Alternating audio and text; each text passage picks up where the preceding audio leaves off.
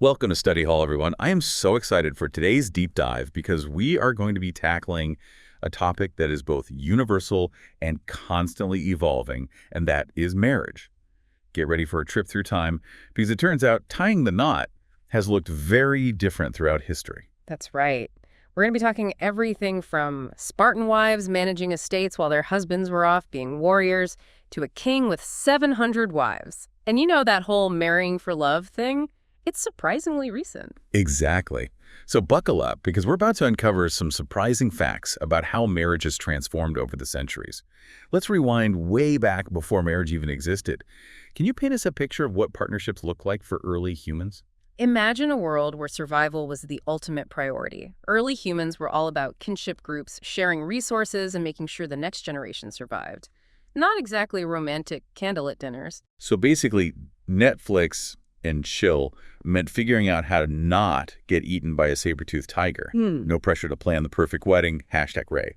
But were there even stable partnerships back then, or was it all temporary alliances? There were absolutely stable partnerships driven by the very real need to survive and thrive as a group.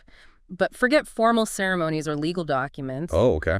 These relationships were fluid, adaptable, and based on the needs of the group. If things weren't working out, well, you just realign for the sake of the community. Resources, protection, and raising kids were the top priorities, not necessarily finding your soulmate. Okay, that's kind of awesome. And also maybe a little terrifying.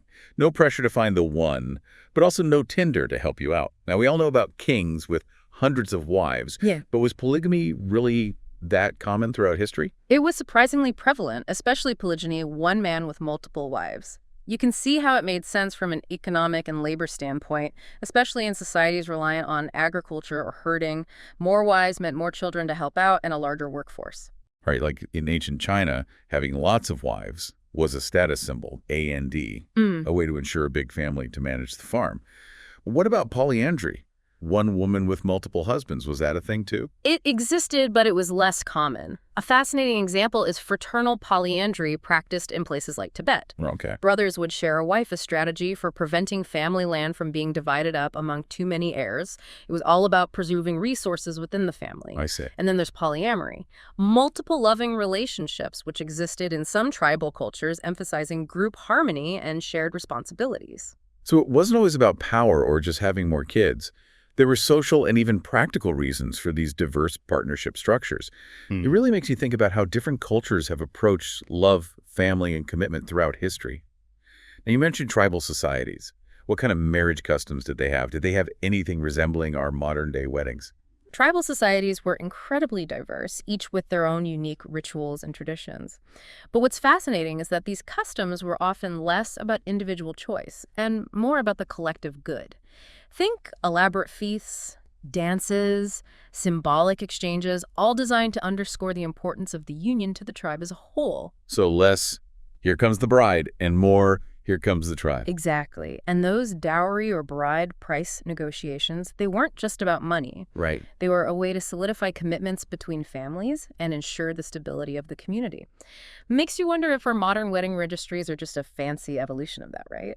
But as societies moved away from nomadic lifestyles and settled down, things started to shift, didn't they? Right. So we're seeing the rise of agriculture, more permanent settlements, and the concept of property ownership becoming increasingly important. Did that have an impact on how people viewed marriage? Absolutely. As communities became more complex, the need for clearer inheritance lines and social stability grew. This is where we start to see marriage evolve from fluid partnerships to something more formalized, a way to establish clear ownership responsibilities and ensure order. So love still wasn't the main driver. It was more about, hey, let's get hitched so we can legally pass on this sweet plot of land to our kids. Not exactly the stuff of romantic comedies. Essentially, think of it this way. Early marriage contracts were less about romance and more about establishing clear lines of inheritance, social responsibilities, and preventing chaos as societies became more complex. Yeah. It was a practical solution to emerging social and economic challenges. It's fascinating to see how the motivations for marriage were so different back then. Okay, so we're moving from fluid partnerships to something a bit more structured. What kind of traditions or rituals did these early civilizations have around marriage? Were there any epic wedding feasts or ancient equivalents of bachelor parties? Let's take ancient Greece and Rome as an example. Okay. These classical civilizations really saw marriage evolve into a more formalized institution deeply intertwined with social and political life. Here's where it gets really interesting. Togas, gladiators, and marriage contracts. Bring on the ancient drama. Well, maybe not gladiators at every wedding, but in these societies, marriage was primarily about maintaining social order, strengthening alliances between powerful families, and producing legitimate heirs. Think power couples of the ancient world. Okay, so it's like, hey, let's get married to solidify this peace treaty. And also, congrats to the happy couple. Pretty much. And don't Yeah. forget the dowries. Those played a huge role in solidifying commitments between families and ensuring the financial security of the bride. Makes you wonder if our modern wedding registries are just a fancy evolution of that. But what about the role of women in all this? Do they have any say in choosing their partners? Unfortunately, not much. Arranged marriages were the norm, especially among the elite. Oh. In ancient Greece, for example, women were largely confined to the household, their primary duty being to produce legitimate heirs. So no grand romantic gestures or whirlwind romances, just here's your husband, now go forth and multiply. Essentially. Although there were some exceptions. Spartan women, for instance, had a bit more autonomy compared to their Athenian counterparts. Okay. Spartan society valued women's strength and their ability to manage the household while men were off fighting wars. Spartan women even had the right to own property, which was practically unheard of in other Greek city-states. Ah, so there were some pockets of girl power, even back then. But overall, it seems like marriage in ancient Greece and Rome was less about individual happiness and more about fulfilling societal expectations. But were there any hints of change on the horizon? Even within these rigid structures, you start to see some subtle shifts. Okay. In Rome, for instance, concepts like affection and companionship within marriage started to emerge, though mostly among the elite. It's a glimmer of hope for love amidst the duty and social contracts. So we're seeing the seeds of change being planted, even in these ancient societies. But it sounds like women still had a long way to go before achieving anything close to equality in marriage. Before we move on to the Middle Ages and the rise of the Church's influence, let's pause for a moment and acknowledge all those tribal societies we discussed earlier. What can we learn from their approach to marriage? Tribal societies offer a fascinating contrast to the more formalized systems we've been discussing. Their diverse customs and emphasis on community over individual choice really highlight how different cultures have approached partnership throughout history. They remind us that marriage isn't a one-size-fits-all concept and that there's no single right way to form a lasting bond. That's a great point. It seems like we've already learned so much about how marriage evolved from those early fluid partnerships to the more structured arrangements of ancient civilizations.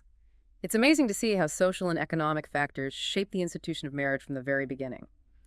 But I'm sure the story gets even more interesting as we move into the Middle Ages, right? Oh, absolutely.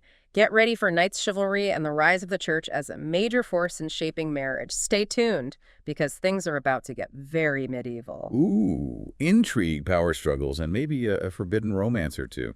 I can't wait. We'll be right back with more of your personalized deep dive into the fascinating history of marriage right here on Study Hall. Welcome back to Study Hall and our deep dive into the ever-evolving world of marriage. As promised, we're stepping into the Middle Ages where marriage takes on a whole new dimension. All right, so we've traded those togas for chainmail, but I bet those medieval matchmaking mamas were just as intense as their ancient counterparts.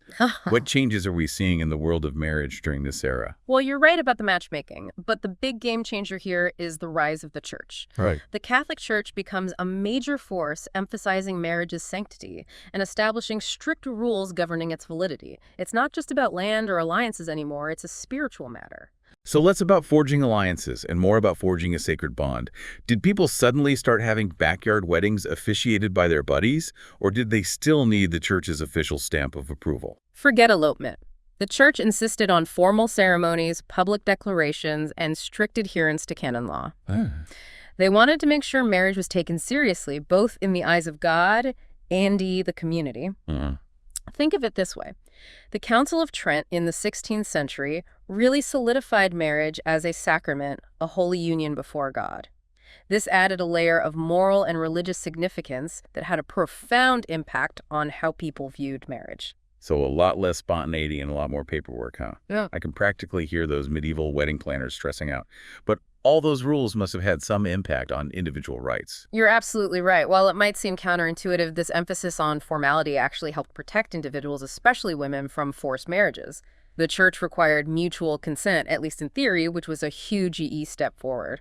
That is interesting. So amidst all the rules and religious doctrine, there were some positive developments for individual rights. But let's be real. In a society dominated by feudalism, weren't marriages still largely about power and politics?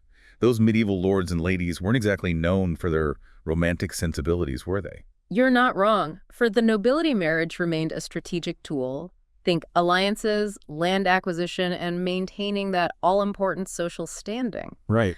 It's like Game of Thrones, but with fewer dragons and more arranged marriages. Okay, so maybe not quite as exciting as a dragon battle, but definitely a lot of political maneuvering going on behind those medieval wedding vows. Did anyone get to marry for love back then, or was it all about who had the most land and the best claim to the throne? Well, the concept of romantic love wasn't entirely absent. In fact, this era saw the rise of courtly love, a highly idealized and often extramarital form of affection. Picture knights pining for unattainable ladies, composing poetry, engaging in elaborate displays of devotion.